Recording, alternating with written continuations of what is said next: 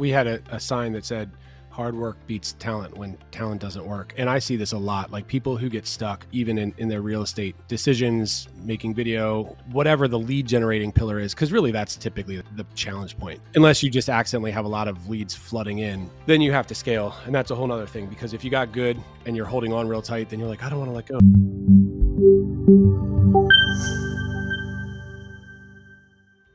Welcome back to Grounds for Success with Espresso Agent, where we give you the tools to become the neighborhood expert. And today I am super excited to be able to have a talk with Jeff Bannan. He's actually been a coach for, I think, over 20 years with the CrossFit and all the way to real estate, so and everything in between. So I'm excited to hear what knowledge he has that he's going to drop with us today. Jeff, without further ado, tell us a little bit about yourself. Where do you want me to begin?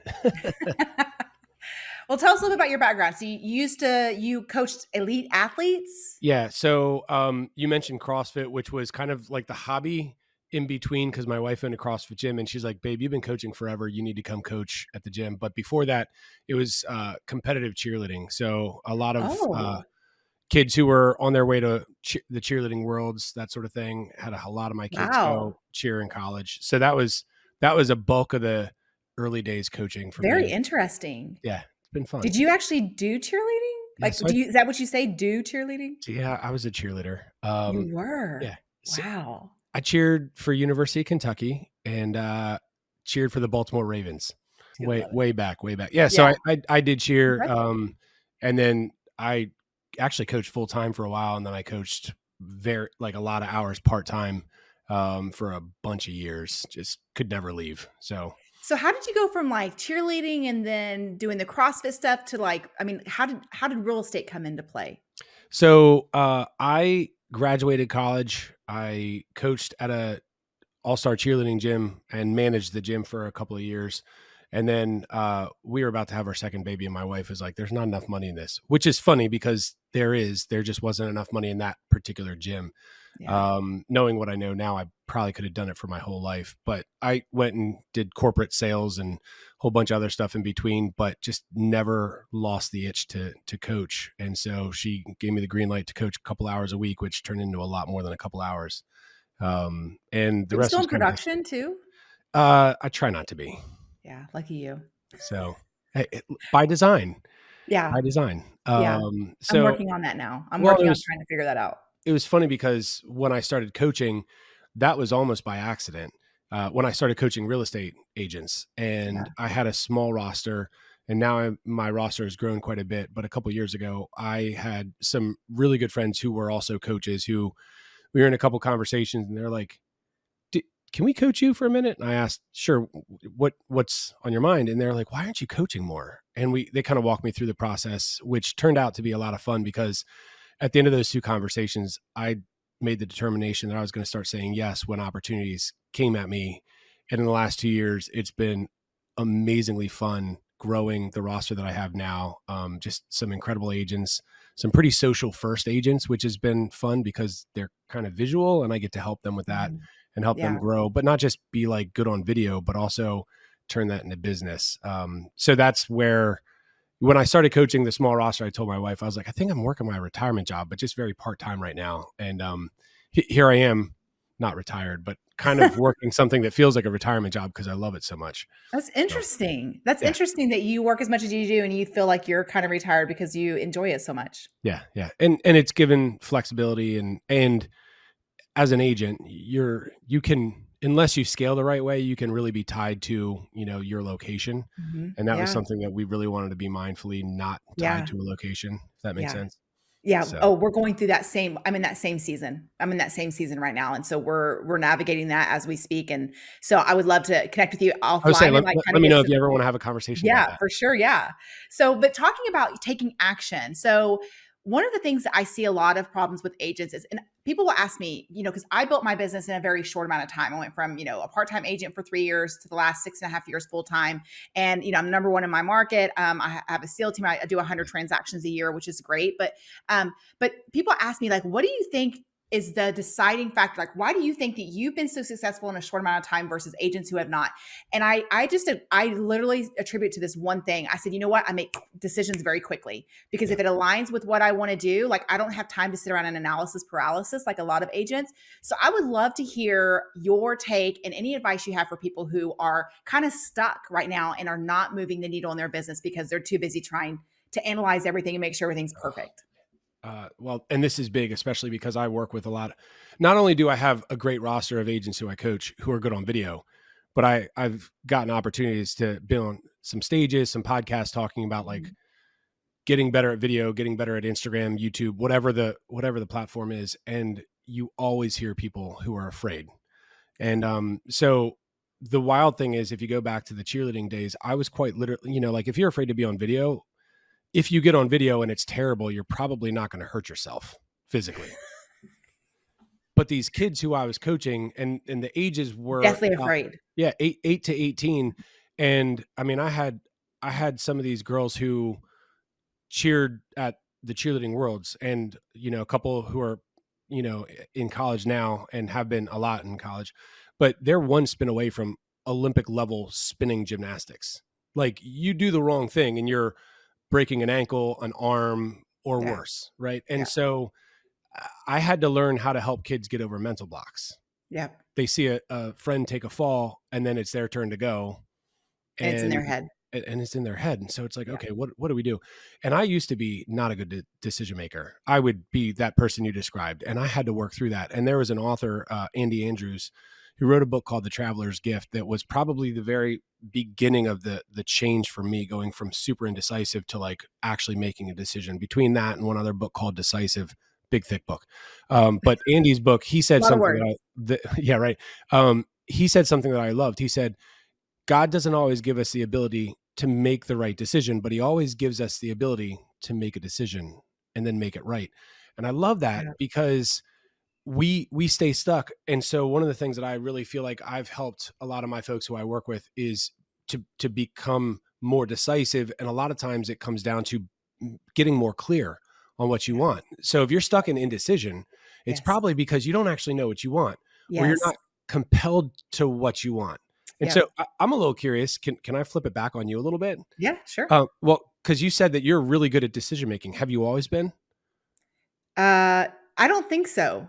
Okay. I think as I got older and I got more confident and I had the right people around me supporting me and saying, "Hey, listen, like we're on this journey with you and we support whatever you want to do." Once I knew I had that support behind me, Yeah, and once I got that clear vision, I've been very good. I've been very decisive. I would say probably in the last 3 years, I have no problems making decisions. that's awesome. Like, So I yeah, love that though, because you said as I got more confident, yeah, and so oftentimes low skill equals low confidence. yes, that's what I was And gonna say. Yep. yeah, and so if you don't, and so like going back to the athletic days, the number one thing that most of them needed was to get stronger.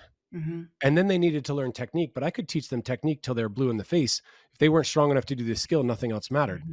Hmm. And strength comes from doing the work to get stronger, Over and and that over. applies Yep. to every area in Yes. life. Yes. I say that on pretty much every single video I'm on. I talk about being consistent and the things that you need to do and that the magic's in the mundane. You Yeah. feel like maybe it's not moving the needle, but it really is, and those are important. So I come from a very competitive athletic background. And so I Tell had me more. coaches. Well, I was a very competitive basketball player. Okay, I cool. wanted to play in college. I ended up staying home as a whole other thing. Okay. I'm working through it with my therapist, but uh, I mean, and if you don't have a coach, a business coach, and a therapist, I highly recommend them. So yeah, so one of the things that they always taught us was being really, really good at the fundamentals. Mhm. And what was interesting is we may not have been the most talented group of basketball players, but we could outrun anybody any day. That's how we won. We were undefeated for like 3 or 4 years. I mean, Yeah. and it wasn't because we were more talented than anybody else. It's because we focused on the basics and the fundamentals, and we got really good at that. It wasn't showboating. It was like learning how to dribble, you pass, shoot, all the things. But it was also because they just ran us to death. Yep. Yep. I've never ran more in my life. And so we just would outrun everybody. That's amazing. Well, we had a sign that said hard work beats talent when talent doesn't work. And Oh, it's so, I yeah. mean, and I see this a lot, like people who get stuck, even in their real estate decisions, making video, whatever the lead generating pillar is, because really that's typically the challenge point, Yeah. unless you just accidentally have a lot of leads flooding in. But then you have to scale, and that's a whole nother thing, because if you got good and you're holding on real tight, then you're like, I don't want to let Mhm. go. Nobody else is going to be this good. But let's talk to the Yeah. person who might not be there yet. Maybe they've got some ability, or maybe they had a rookie rock star year, Mhm. um, where they came into the business in 2021 and it was easy, and they Yeah. got a lot of business. And now they're in their head and they're like, well, what the heck happened? Yeah. You No, it's didn't build any skill set. That's what happened. yeah, you just got to work. Yeah. And you Work have to, works. yeah. What'd you say?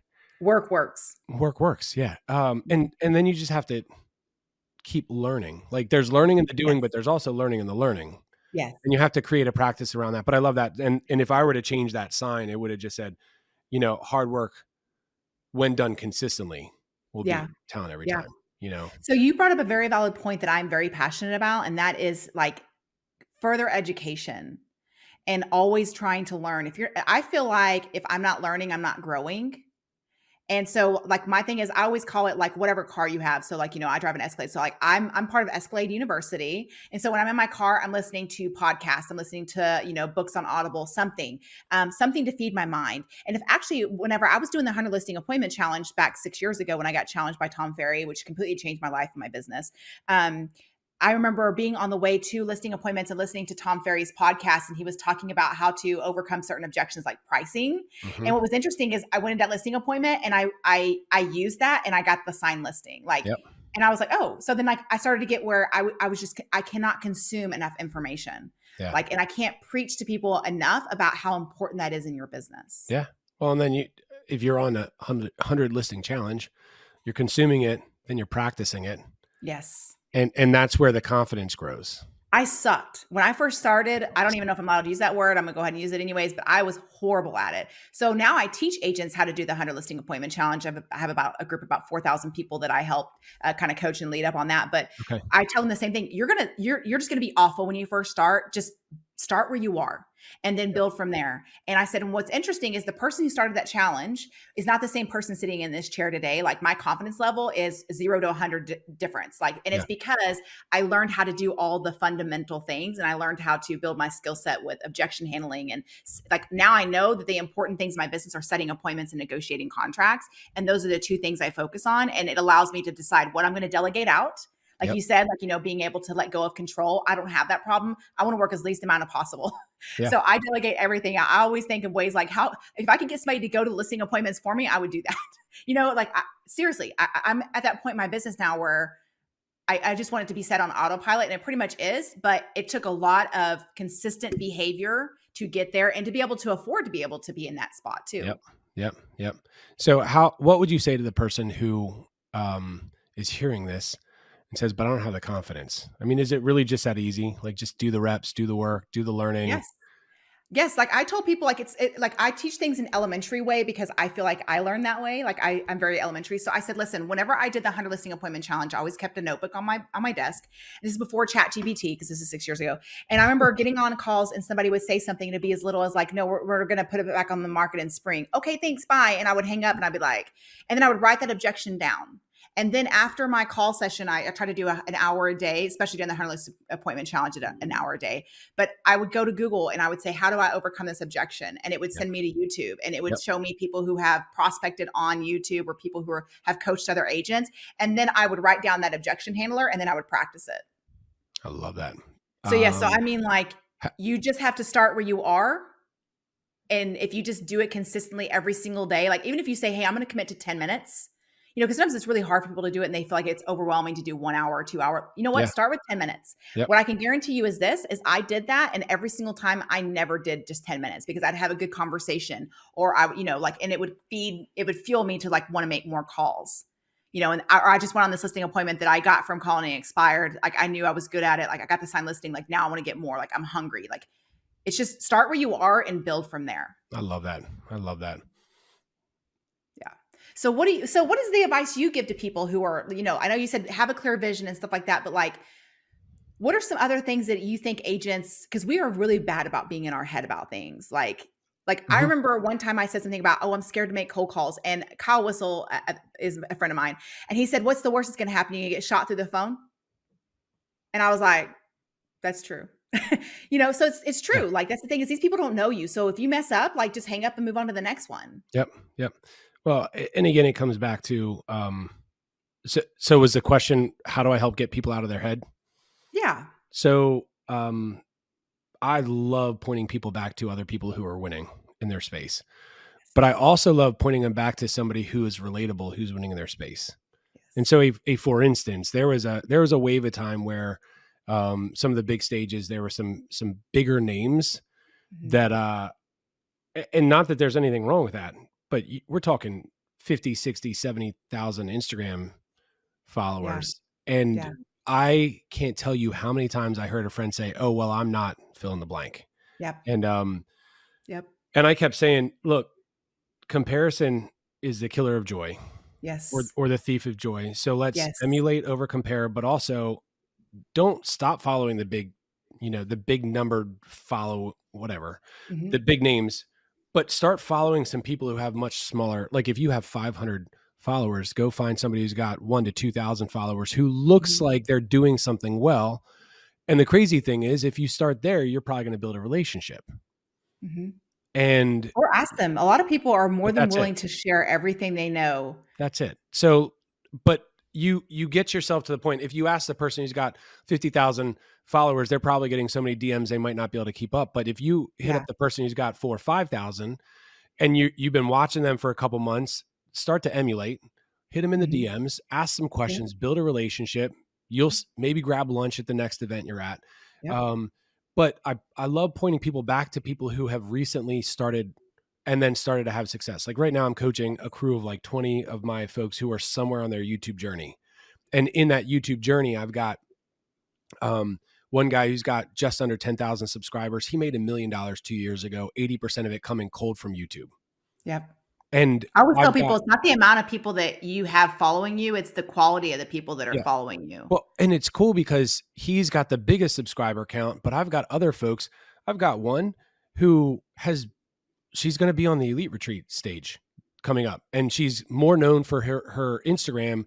And this coming year, uh, she put on her business plan more coming from YouTube than Uh-huh. she'll have coming from Instagram because of how much traction she's gotten just in a year. And she doesn't even have 500 subscribers. So if somebody's like, Cool. well, I'm new, I'm what do I do? excited I'm to like, hear go that. talk to, and, I'd point them back to her. My coaching crew, especially when they get together, I start hearing little things that they pop back and forth at each other that they've learned from me. And, one of my favorite lines is, how's that self-limiting belief serving you? Yeah. So Yeah. that I'll Yeah. never be that person. I'll never get there. I would Yeah. say 2 things. First off, don't try to be that person because you're you, uniquely Yeah. you. Yeah. But if you're seeing the whatever it is, 7 figures, 50 home sales, X number of deals from Instagram, whatever it is Yeah. that you see that you want to emulate, instead of compare, say, how can I emulate? Yes. And as soon, like I always would talk about, a little devil and a little angel on the shoulder. I was like, Yes. flick the devil off. Yes. Instead of the angel, listen to my voice, because the Yep. angel is not saying anything in particular. Start asking that question. And so they'll actually catch themselves. And I'll just look at them now. Like we'll be on a call and we'll be partway through. They'll say a thing and I'll just look at them and they'll just start laughing. They're like, Like, you oh, don't even I have to say know, I anything. know. How's Yeah. that self-limiting belief serving me? I was like, cool. How is it? Yeah. And then Yeah. so much of it in my mind, because going back to that question you asked a few minutes ago, how do we get them out of their head? How do we Mhm. get ourselves out of our heads? Yeah. And it's we're not listening to anybody's voice more than our own, period. So Yep. how do we start to have the right conversation with ourselves? Yeah. And it's so important. And it all starts with noticing what you're saying. Oh, I'll Yes. never be there. Wait a second. Is Yes. that serving me right now? And if the answer is no, it's not serving me, then say, okay, well, what could I say? Yeah. Oh, what do I need to get to be there? This Mhm. is like affirmations can come into play. And the funny thing is, Yeah. I'm not some crazy affirmations guy, but Yeah. I do think that they're helpful as far as like changing how the conversation that you're having with yourself. 100%. And in that, being mindful of crafting the right conversation Yeah. is so important. So then you notice, so become aware, catch yourself in the moment, Mhm. then almost like you were doing with those objections, start writing down, hey, what are the conversations I'm having with Yes. myself? Like, I'm Yep. being mean to myself. Would you say that to your friend? No, Yeah. absolutely. What would Yep. your friend say to you right now? They'd be like, go for it. You got this, or Yes. whatever it is. And the more specific you can be, the better. Yep. So notice, catch yourself, change the conversation, and Mhm. watch what happens. So I do something similar to that. Like I'll figure like if I'm not hitting my goals or I'm doing something I feel like okay, I'm in this wheel of like bad behavior, bad habits, whatever. Then I had to have an honest conversation with myself. And I did this recently. And somebody asked me this and it's so the answer I gave people probably think like it's so easy, just change it, but addiction is addiction. Mhm. And I said the number one thing that keeps me from reaching my goals and my full potential is scrolling TikTok. Okay. I do it for too long. I do it at night. I do it just to like, for just mindlessness. And so can you imagine a large majority of the people who I'm coaching are focused on those platforms. Yeah. Like I had 8 of my people on Jason's stages last year because they're winning in those places. Yes. And It can be used for a great thing, but it can also be a very negative thing. even the people who are using it and winning, most of them are either wrestling to get better at or have built a system for themselves to not get caught in Yeah. in the mindless behavior that these apps are built to catch you in. Yep. Like, let's not be naive. Like these apps have literally built upon the dopamine hits and all this other stuff. So I love that you Yes. share that. And I think Yes. it's really helpful. One of my guys said, um, a like in the scroll, a 3 swipe, shut the app rule for himself. He said, if I would do this 3 times, if I'd swipe up 3 times Uh-huh. and not engage with somebody, I'd shut the app, which Interesting. is easier said than done. Yes. But it was so helpful for him to just say, okay, am I on here to engage? Am I Mhm. on here to whatever it is? Like setting a timer can be helpful. So I tell people, especially newer on the app, hey, who are Yeah. you paying attention to? I've got a couple people who are trying to create on the app and they don't pay attention to anybody. And I'm like, well, They're just no, scrolling. well, no, it's weird. They don't pay any attention. They're like, I almost pride themselves in I'm not on the app. I'm like, well, you're never going to actually go anywhere. But I want to use Instagram to like make business. And I'm like, no, you have to understand how Yeah. you have to spend some time on the You app. just see what's working and what's not working and Right. those kinds of things. Yeah. So then I would give them very specific, here's how long every day, 15 minutes. Yeah. Also, don't start your day with it. I've got a lot of those creators. Yeah. I'm like, I'm hey, bad habit of me. Even this morning I rolled over. First thing I did was grab my phone. yep, I've got one right now that before they go on Instagram, they have to text me. That's their accountability. So if it's first thing in the morning, I'm getting an early morning text. And we had a target. We're like, hey, let's not. And she was like, cool, get the kids to school, whatever, do my morning, whatever. And then she's like, cool, by 9 o'clock. I was like, you didn't mention anything about work. And she was like, oh my gosh. Yeah. And so I said, how about let's say after you've done 2 meaningful hours worth of work is the first time you can go on that app. She was like, okay. Yeah. And to your point, if you're trying to like stay current and share in the story, no, stop that. Yeah. We'll figure that So out later. I've decided that well, this is just me and I may change it, but I've decided if I'm going to scroll TikTok, one, I have an alarm that I have to, once that alarm goes off, I have to turn off my phone and go to sleep. Yep. And the second thing is if I'm going to be scrolling the app, I have to post on the app. Okay. I like that. So Have we'll you see how it goes. have you seen there's a guy who's creating an app right now that for however many minutes you're doing fitness, that's how many minutes you earn to be on social media platforms. I thought that was Oh a pretty God, I brilliant would app. die. Can you imagine that? I'd be in really good shape or I would stop I'd stop being on social media. Well, this guy literally, and he's a runner, and so he's like, all right, 6 hours and 30 minutes.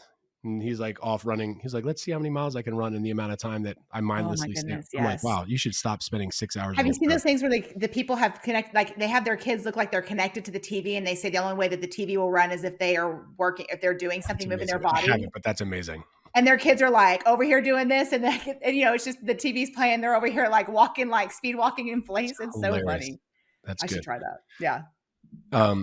Yeah, but I think for anything, and it's easy to do the things that aren't like you feel busy.